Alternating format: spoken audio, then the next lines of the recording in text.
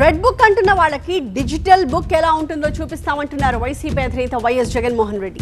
Party కీలక నాయకులతో జరిగిన సమావేశంలో డిజిటల్ బుక్ ని ప్రారంభించారు మాజీ సీఎం.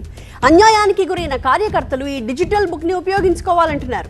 అధికారంలోకి వచ్చాక ప్రత్యేక బృందాల్ని పెట్టి దర్యాప్తు జరిపిస్తామన్నారు.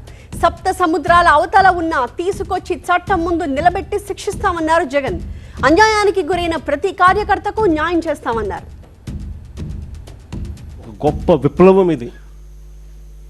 పేదవాడికి ఉచితంగా వైద్యం అందాలి అని అంటే, ప్రైవేట్ ఎక్స్‌ప్లాయిటేషన్ సిస్టంలో నుంచి తీసేయాలి అని అంటే ఖచ్చితంగా మెడికల్ కాలేజీలు ఎంత అవసరమో చెప్పే ఒక గొప్ప అంశం ఇది.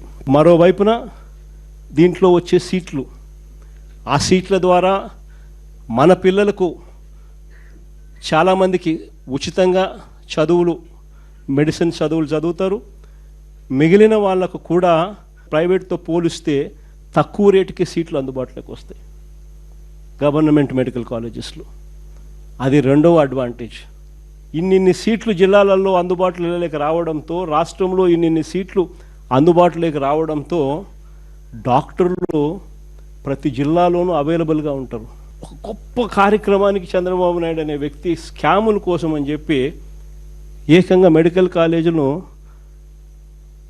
5,000 కోట్లు ఖర్చు పెట్టే కార్యక్రమానికి చెయ్యలేమని చెప్పి మూసేస్తా ఉన్నాడు. నాకు ఆశ్చర్యం అనిపించింది. 8,000 కోట్ల రూపాయలతో ఈ పథకాన్ని మొదలుపెట్టి మన హయాంలోనే 5 కాలేజీలను మనం జాతికి అంకితం చేసినాం, స్టార్ట్ చేసినాం. మరో 2 కాలేజీలు పులివెందుల, పాడేరు. చంద్రబాబు నాయుడు ప్రభుత్వం రాకమునిపే వాటిలో కూడా కోర్సులు స్టార్ట్ చేసే విధంగా వాటికి కూడా అనుమతులు వచ్చేసినాయి. అంటే దాదాపుగా 17 కాలేజీలలో 7 కాలేజీలు మోరల్లెస్ ఫుల్ ఫ్లెడ్జ్డ్ కాలేజెస్గా తయారైనాయి. ఇంకొక 5,000 కోట్లు ఏముందండి 5 సంవత్సరాలలో? సంవత్సరానికి 1000 కోట్లు చూస్తూ చూస్తూ ఆడుతూ పాడుతూ పెట్టుకోలేమా? అసలు నిజంగా 5,000 కోట్లు నేను పెట్టలేనని చెప్పి అంటా ఉన్న ఈ పెద్ద మనిషి ఆడ అమరావతిలో చేస్తూ ఉండేది ఏంది? ఏం చేస్తూ ఉన్నాడు? ఈయన ప్రాజెక్ట్ రిపోర్ట్ ప్రకారమే 1,00,000 కోట్లు కావాలన్నాడు. ఈయన ప్రాజెక్ట్ రిపోర్ట్ ప్రకారమే మొదటి దఫా 50,000 ఎకరాలను డెవలప్ చేయడానికి ఎకరాకు 2 కోట్ల రూపాయలు అక్కడ ఇన్ఫ్రాస్ట్రక్చర్ కాస్ట్ అవుతుంది అని చెప్పి ప్రొజెక్ట్ చేసినాడు. అంటే ఏంది ఇన్ఫ్రాస్ట్రక్చర్ అంటే? ఏంది? బిల్డింగులు కట్టడానికి కాదు, రోడ్లు వేయడానికి, కరెంట్ వేయడానికి, డ్రైనేజీలు ఇవ్వడానికి. వీళ్ళ ప్రకారమే 50,000 ఎకరాలు గతంలో చేసిన దానికి 1,00,000 కోట్లు అవుతాను, 1,00,000 కోట్లు ఖర్చు అవుతుందనంటే గత ప్రభుత్వం చంద్రబాబు నాయుడు ఉన్నప్పుడు 4,500 కోట్లు ఖర్చు పెట్టారు. మిగిలిన 95,000 కోట్లు ఎక్కడి నుంచి తీసుకొని వచ్చి పెడతారు? మొదటి నుంచి నేను అడుగుతా ఉన్న ప్రశ్న అదే.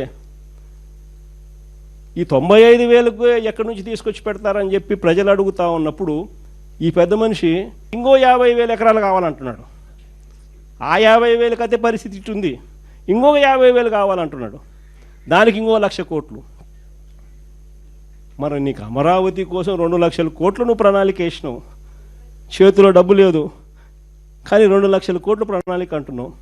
మెడికల్ కాలేజీలకు, ఇంతమందికి మేలు చేసే మెడికల్ కాలేజీలకు 5,000 కోట్లు పెట్టడానికి నీ దగ్గర డబ్బులు లేవంటావా? నువ్వు అసలు మనిషివేనా చంద్రబాబు అని అడుగుతా ఉన్నా. ఇది పరిస్థితి. విద్య, వైద్యం, వ్యవసాయం, లా అండ్ ఆర్డర్ గురించి నేను చెప్పాల్సిన పనుల ఏ స్థాయిలో ఉందో మీ అందరికీ కూడా తెలుసు. కరప్షన్ గురించి అంతకన్నా మాట్లాడాల్సిన పనుల. కరప్షన్ అనేది లేనిది ఎక్కడో చెప్పాలా. ఏది ముట్టుకున్నా కరప్షనే. మద్యం, ఇసుక, లాటరైటు, బాక్సైటు, క్వాడ్సు, సిలికా, మట్టి, ప్రతి నియోజకవర్గంలో పేకాట క్లబ్బులు, కుటుంబషన్ల కాడ నుంచి మొదలు పెడితే ఇంకా స్కాములు అనేకం. భూములు ఇష్టం వచ్చినట్టుగా రూపాయికి 10 రూపాయలకి ఇవ్వడం.